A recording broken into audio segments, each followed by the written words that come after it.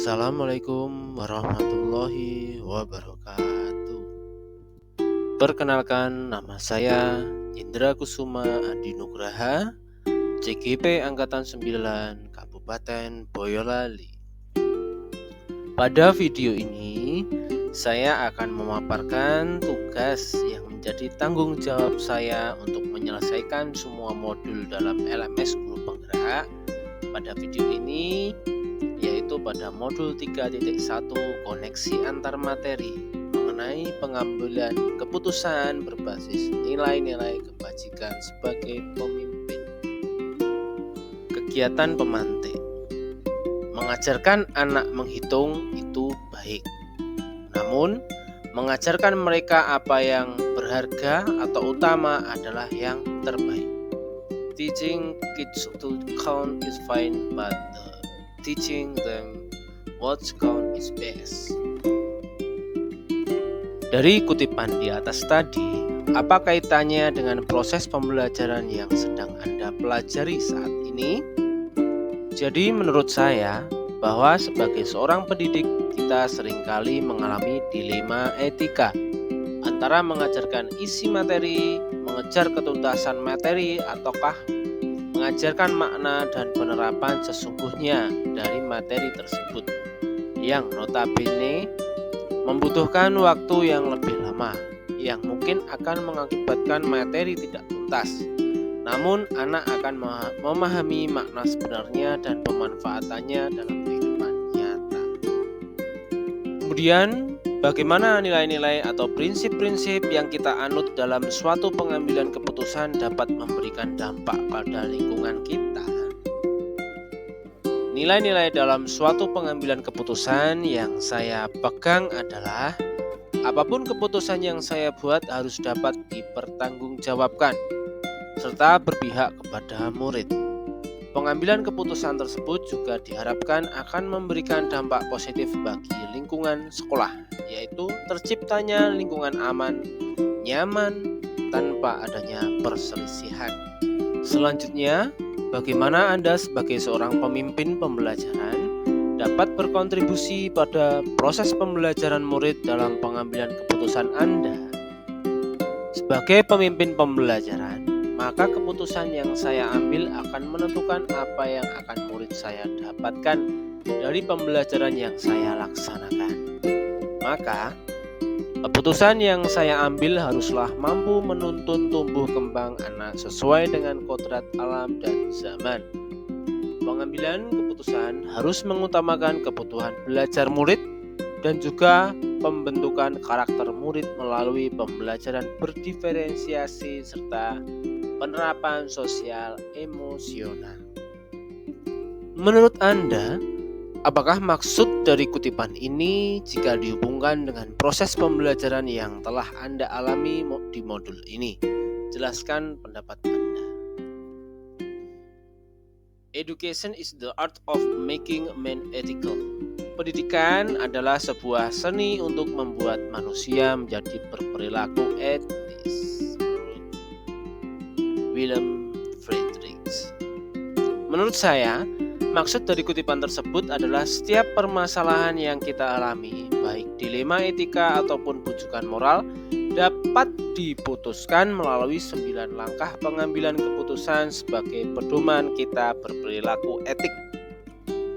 Sehingga, keputusan yang kita ambil haruslah didasarkan pada nilai-nilai kebajikan universal, yaitu tanggung jawab dan berpihak pada murid.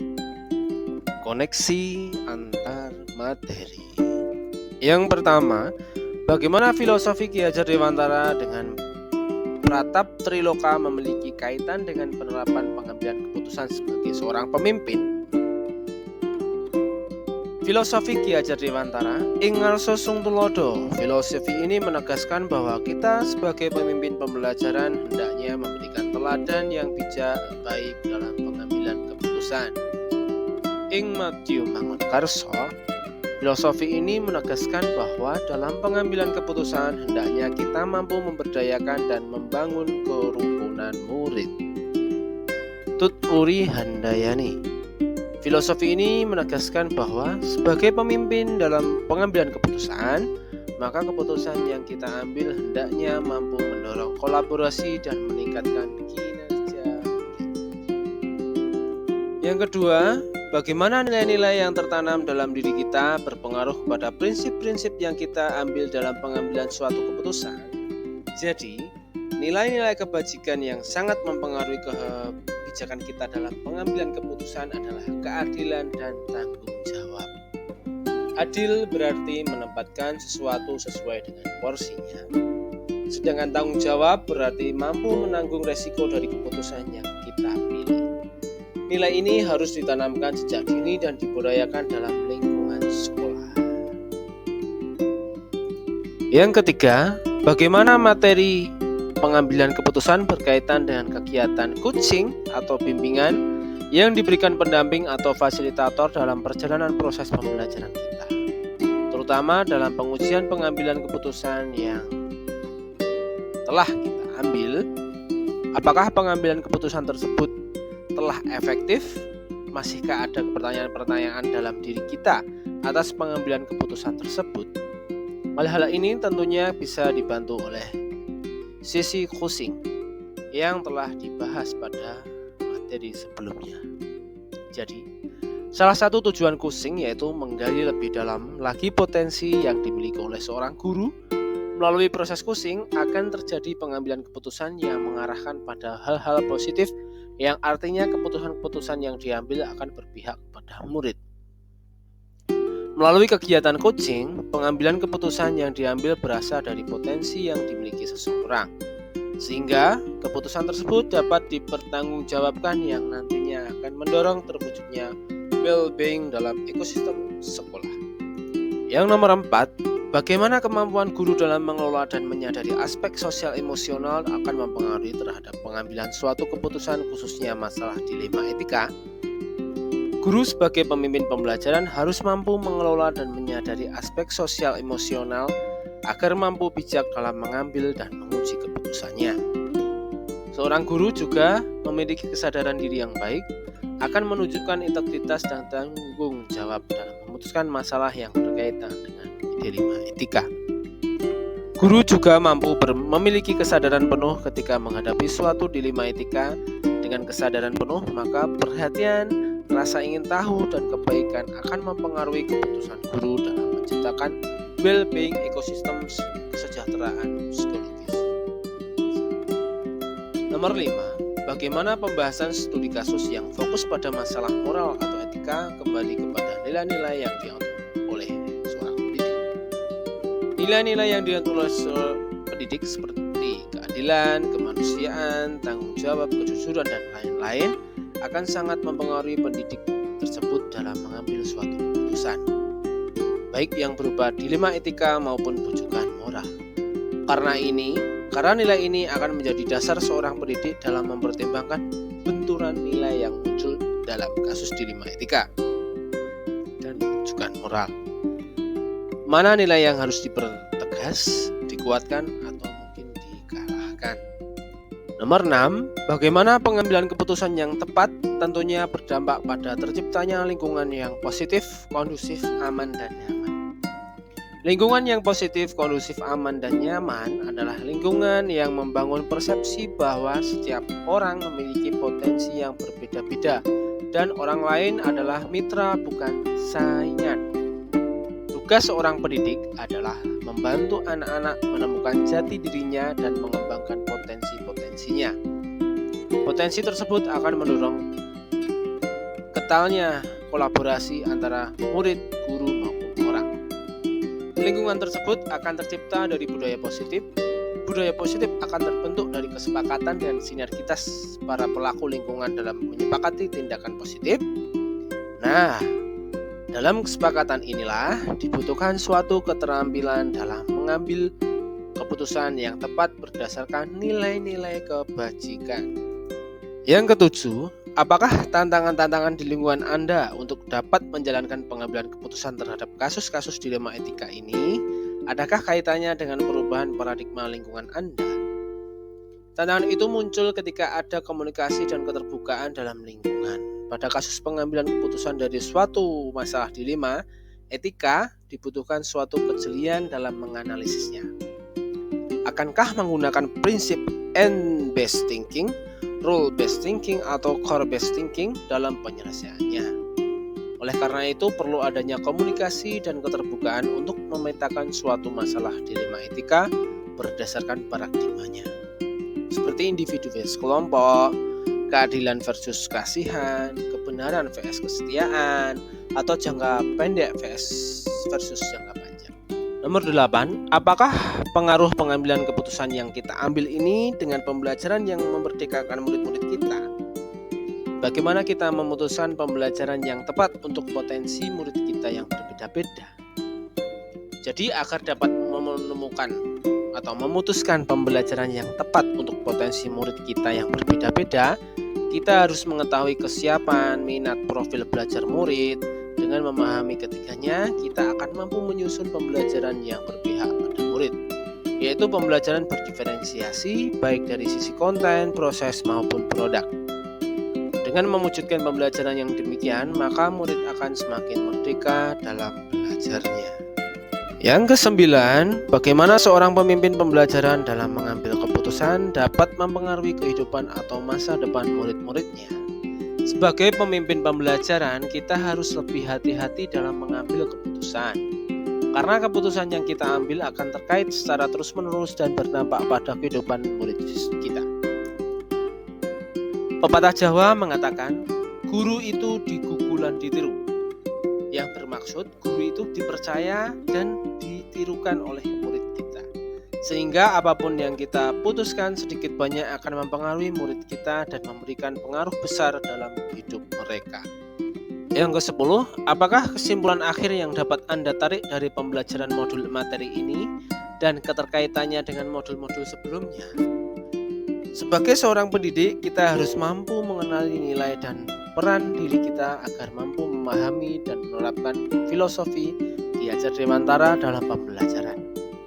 Kita juga harus mampu memahami kebutuhan belajar murid kita yang beragam dan mampu untuk mengelola sosial dan emosional murid kita. Pemahaman tersebut dapat kita eksplorasi menggunakan prinsip coaching atau supervisi akademik. Dengan demikian akan muncul keputusan yang mampu menciptakan budaya positif demi mewujudkan visi sekolah yang berpihak pada murid. Yang ke-11, sejauh mana pemahaman Anda tentang konsep-konsep yang telah Anda pelajari di modul ini, yaitu dilema etika dan bujukan moral, 4 paradigma pengambilan keputusan, 3 prinsip pengambilan keputusan, dan 9 langkah pengambilan dan pengujian keputusan. Adakah hal-hal yang menurut Anda di luar dugaan? Pemahaman saya tentang materi modul 3.1 ini adalah tentang penerapan 4 paradigma, 3 prinsip, dan 9 langkah dalam pengambilan dan pengujian keputusan, di mana pemahaman tersebut saya gunakan untuk mengidentifikasi permasalahan yang muncul, untuk memetakan mana yang benar versus benar, yang termasuk dilema etika, atau benar versus salah, atau bujukan moral. Hal di luar dugaan yang saya dapatkan pada modul ini adalah ketika kita menghadapi sebuah kasus dilema etika, maka kita perlu memunculkan opsi trilema agar muncul solusi kreatif yang bisa diterima oleh semua pihak. Yang ke-12, sebelum mempelajari modul ini, pernahkah Anda menerapkan pengambilan keputusan sebagai pemimpin dalam situasi moral dilema? Bila pernah, apa bedanya dengan apa yang Anda pelajari di modul ini? Ya, saya pernah. Contohnya ketika ada murid yang tidak mengerjakan PR, menurut kesepakatan kelas, sebelumnya saya mengenal keyakinan kelas. Anak yang tidak mengerjakan PR harus menerima sanksi atau hukuman, namun ada satu anak yang selalu tidak mengerjakan PR. Setelah saya telusuri, anak tersebut tinggal bersama neneknya yang sudah tua, sehingga tidak ada yang membantu belajar dia. Ketika itu saya dilema. Di satu sisi saya harus menegakkan aturan agar tumbuh rasa percaya diri dan mental dari peserta didik. Di sisi lain kasihan terhadap anak tersebut jika setiap hari dihukum. Akhirnya saya meminta anak-anak untuk membentuk kelompok belajar di rumah. Setelah mempelajari modul ini, saya paham memang dilema etika tidak bisa dihindari. Yang ke-13, bagaimanakah dampak mempelajari konsep ini buat Anda? Perubahan apa yang terjadi pada cara Anda dalam mengambil keputusan sebelum dan sesudah mengikuti pembelajaran modul ini? Sebelum mempelajari modul ini, saya cenderung menyelesaikan masalah dengan menggunakan prinsip N-based thinking, yaitu saya melakukan karena itu yang terbaik untuk kebanyakan ataupun role-based thinking, yaitu berpusat pada tugas dan aturan yang ada. Setelah mempelajari modul 3.1 ini, saya lebih banyak mengolah rasa empati saya untuk memutuskan sesuatu dengan menggunakan rasa peduli, care-based thinking. Yang ke-14 dan yang terakhir, seberapa penting mempelajari topik modul ini bagi Anda sebagai seorang individu dan Anda sebagai seorang pemimpin? Saya sebagai individu, modul ini sangat penting bagi saya karena modul ini membuat saya mengerti bagaimana langkah-langkah yang harus saya terapkan dalam mengambil keputusan yang berhubungan dengan masalah pribadi saya. Kemudian saya sebagai pemimpin, modul ini juga penting, sangat-sangat penting karena keputusan yang diambil akan menyangkut kepentingan orang banyak, sehingga harus dianalisis dan diputuskan menggunakan langkah-langkah yang tepat. Terima kasih, sekian video dari saya. Wassalamualaikum warahmatullahi wabarakatuh.